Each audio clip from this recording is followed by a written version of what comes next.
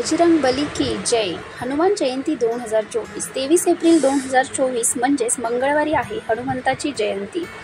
अंजनीच्या सुता तुला रामाचं वरदान, अंजनीच्या सुता तुला रामाचं वरदान, अन एक मुखाने बोला बोला जय जय हनुमान, एक मुखाने बोला बोला जय जय हनुमान.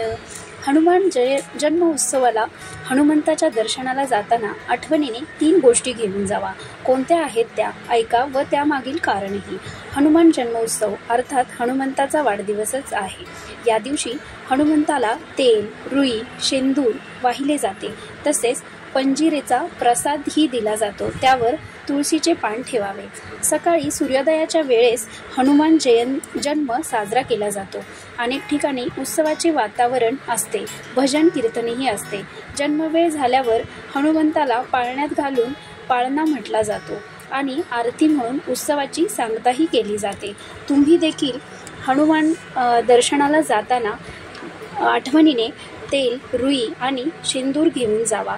या दिवशी तसेच हनुमंताचा जन्मावर असलेला दिवस म्हणजेच शनिवार त्यांना प्रिय असेल असे 3 पदार्थ अर्पण केले जातात. या 3 गोष्टी आवडण्यामागचे कारण जाणून घेऊयात. पहिलं, तेल.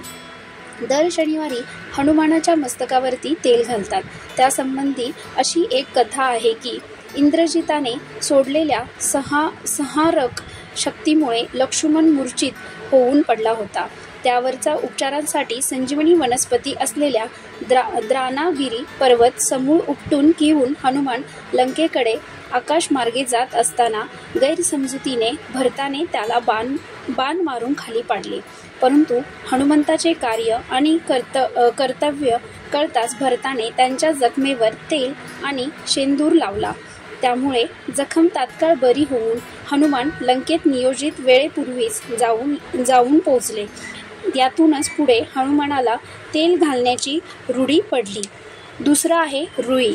हनुमानाला रुईच्या पानाची माळ घालण्यामागे एक आख्यायिका सांगितली जाते.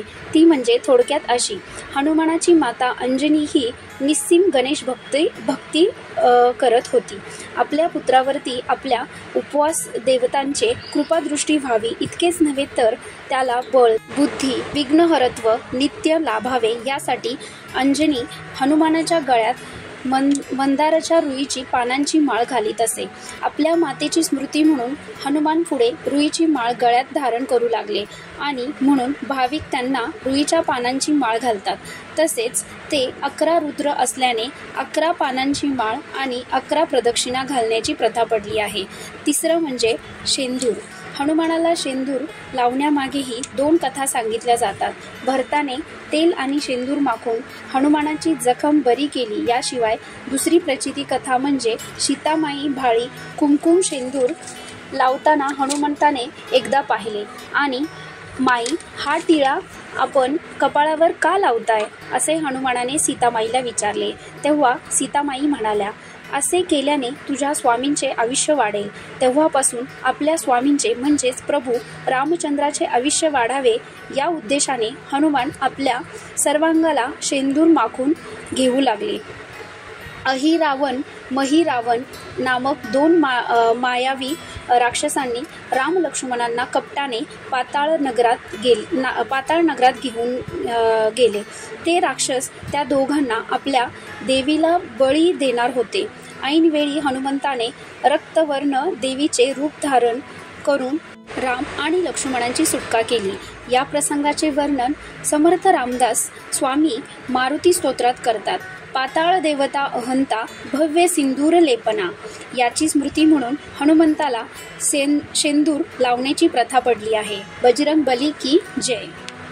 अशाच नवनवीन माहितीसाठी माझ्या चॅनलला सबस्क्राईब करा आणि बेल आयकॉन बटन दाबायला विसरू नका. धन्यवाद.